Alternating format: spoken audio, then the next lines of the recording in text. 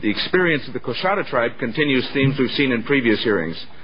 There's substantial evidence the tribes received value for some of the lobbying fees, but a lot of it, we may never know exactly how much, was siphoned off by Mr. Abramoff and Mr. Scanlon. The excessive amount of money involved, a staggering $37 million, magnifies the situation. Influence peddling appears to have reached new heights. The use of shell companies, so-called charitable organizations, to hide the sources of money have been found to be even more robust. In two instances, Mr. Abramoff asked the Coshadas to contribute to the Council of Republicans for Environmental Advocacy, or CREA, a business-backed 501c4 environmental group. In return, Mr. Abramoff expected the executive director of CREA, the executive director is the person that Senator McCain indicated has failed to show for today's hearing under subpoena, and will be asked to show by herself, I understand, at the next hearing, and we'll have a hearing that devotes itself exclusively to her recollection of events. But the email traffic suggests that Mr. Abramoff expected the executive director of CREA to do his own bidding with a close friend, a top official at the Department of Interior, who's testifying today. According to the former Vice Chairman William Werfel, the tribe was asked by Abramoff to contribute $50,000 to CREA to pay for a Department of Interior study on the national park system that allegedly the department could not afford. The contribution was made to CREA, which, by the way, is not affiliated with the Department of Interior except by friendships. We have so far found no evidence that a study was ever conducted. Later, the tribe gave $100,000 to CREA, and Italia Federici, the head of CREA, thanked Abramoff for the generosity, saying that without contributions that Abramoff arranged, they would not have been able to pay for the half-page ad in the Washington Post supporting President Bush's energy plan.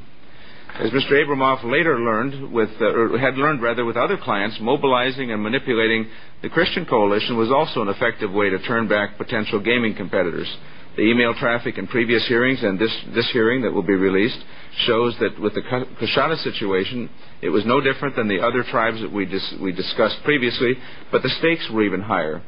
No surprise then that Mr. Abramoff called his friend at Century Strategies, Ralph Reed, for assistance. No surprise either that a decision was made to send Mr. Reed's compensation through a number of entities to hide its origin.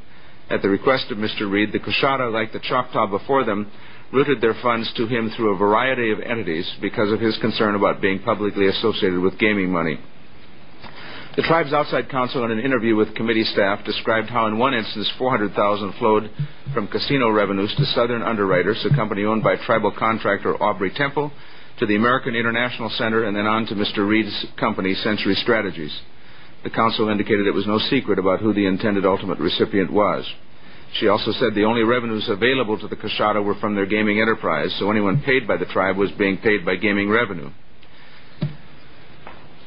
Mr. Abramoff gained the trust of the Coshadas. He not only portrayed himself as a friend of some of the most powerful people in the world, he actually delivered them.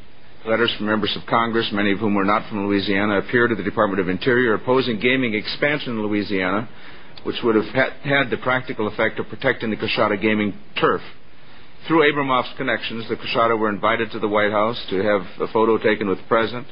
The Coshada trusted Abramoff so much that when he asked them to send $1 million to his firm, they assumed it was a legitimate business expense. Abramoff's firm trusted him too, and when the $1 million check arrived, they followed his directions and ran it through their corporate trust account and rewrote it to the Capital Athletic Foundation. Little did the tribe or the law firm know this particular $1 million provided the seed money for the Capital Athletic Fund, which we discovered in the last hearing was operated as Mr. Abramoff's personal charity, among other things, used to start a school for his children and others and to pay for sniper education in Israel. Mr. Chairman, finally, we have a number of witnesses with us today who can speak to many transactions and schemes that I have described and you have described. As human beings, we're often exposed to the same set of facts and circumstances, yet perceive them differently. The task of this committee is to sort through the facts and perceptions to gain clarity into what happened where clarity sometimes might seem out of reach.